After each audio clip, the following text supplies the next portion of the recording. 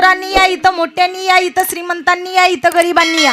गरीब जरी आला तरी त्याला सुद्धा इथं तीच जागा दिली जाते आणि श्रीमंत जरी आला तरी त्याला सुद्धा बसायला तीच जागा दिली जाते. इथं कोणता भेदभाव केला जात नाही. मग न बोलवता यायचं ते कुठं माझ्या देवाच्या दारामध्ये, माझ्या बाळूमामांच्या दरबारामध्ये न बोलवता आलं पाहिजे. कारण माझे बाळूमामा सेवा केल्यानंतर त्याला मेवा दिल्याशिवाय राहत नाही दादा. म्हणून माझ्या बाळूमामांची सेवा करा, कारण सेवा केलेलं फळ माझे मामा तुम्हाला दिल्याशिवाय राहणार नाहीत. बघा, बाळूमामांचे वडील मायाप्पा त्यांचं नाव आणि आईचं नाव सत्यवा, असे दोघ जण होते. मायाप्पाचं लग्न झालं कुणाशी? सत्यवा. सुंदरा माता सुद्धा त्यांचं नाव होतं, त्यांच्याशी लग्न झालं. बघा, दोन नाव आहेत त्यांची ग्रंथामध्ये, बघा दोन नाव आहेत. मग त्यांच्याशी विवाह झाला. विवाह झाल्यानंतर कोणत्या स्त्रीला, कोणत्या महिलेला वाटत नाही की आपल्या संसार रूपी वेलीला मूल रूपी फूल चढावं.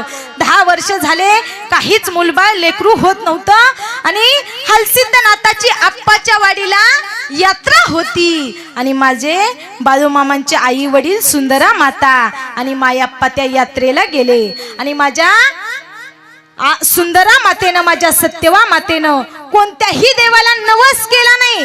माझी आई त्या हलसिद्धनाथा समोर जाऊन उभा राहिली आणि हलसिद्धनाथाला म्हटली, देवा ऐकणारे पांडुरंगा, ऐकणारे देवा, तुझ्या यात्रेसाठी आले, पण ऐक ना देवा, मला तुला जर द्यायचं काय असेल ना तर मला पुत्र रत्न दे. मला असं नको देऊ की ज्यानं स्वतःसाठी काहीतरी करावं, असं मूल माझ्या पोटी नको जन्माला घालू.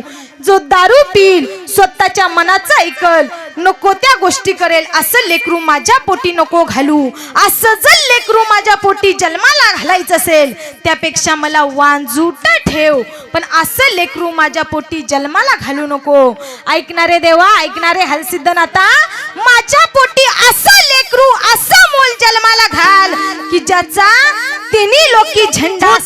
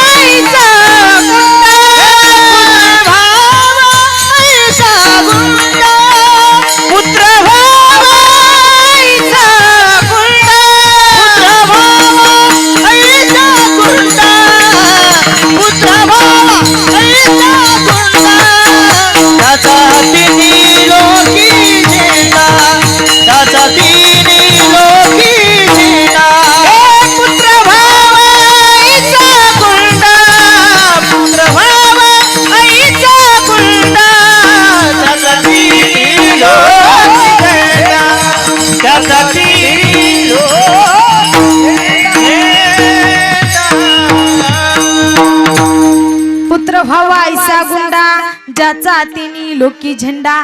त्रैलोक्यामध्ये झेंडा फडकला पाहिजे असा पुत्र, असा मुलगा माझ्या पोटी जन्माला घातला पाहिजे देवा. असाच पुत्र माझ्या पोटी जन्माला घालता आला तर घाल, नाही तर मला वांजूट ठेव, अशी त्या मातेनं हलसिद्धनाथाला प्रार्थना केली. त्या देवानं आशीर्वाद दिला, कौल दिला. 9 महिने 9 दिवस झाले आणि सुंदरा मातेनं एकादश धरली होती. रविवारी एकादश होती आणि सोमवारी द्वादश होती. सोमवारी द्वादशीचा उपवास सोडला आणि माझ्या सुंदरा मातेच्या पोटी जगाचा बाप, आदमापूरचा राजा, ब्रह्मांड नायक, राजाधिराज सद्गुरु बाळूमामांचा जन्म झाला. बोला बोला बाळूमामाच्या नावानं, बोला बोला बाळूमामाच्या नावानं. असा माझ्या जगाच्या मालकाचा, आदमापूरच्या राजाचा जन्म झाला. मग संत महात्मे कधी जन्म घेतात? ज्यावेळेस आपल्या भक्तावर काहीतरी संकट येईल त्यावेळेस संत महात्मे देव हे जन्म घेतात. मग माझ्या बाळूमामांचा जन्म झाला. बाळूमामांनी जन्म झाल्यानंतर बाळूमामा बाकीच्या मुलांसारखे नव्हते, वेगळेच होते.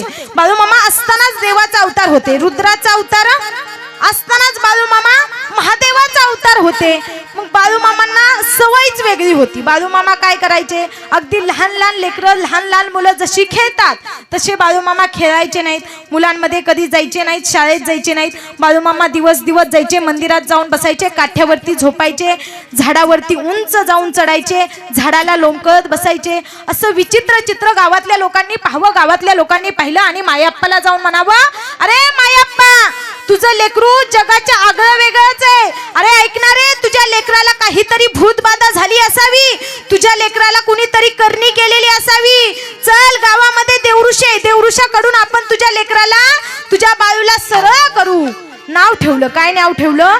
बाळू नाव ठेवलं. तुझ्या बाळूला सरळ करू. अगदी 5-6 वर्षाचे बाळूमामा विचित्र चित्र पाहायला मिळायचं. झाडावरती चढायचे, काठ्यावरती झोपायचे, दिवस दिवस मंदिरामध्ये जाऊन बसायचे.